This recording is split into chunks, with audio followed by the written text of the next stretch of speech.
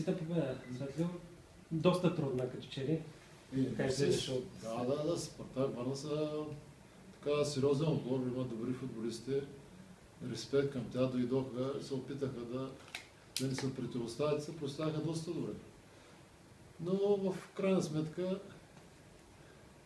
играта се играе на голове, така имахме доста положение според мен.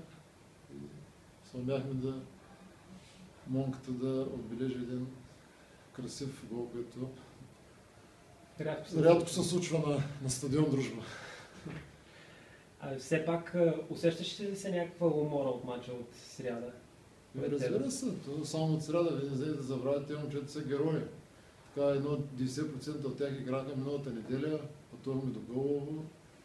В сряда играха с Локопоев, където надиграхме, мога да кажа, и статистиката дойде след мача, че сме надиграли Локопоев, но ни вкараха 3 гола, за съжаление. Футбол се игра на голови. Днес пак се преоставихме, физически седяхме, мисля, че така много добре.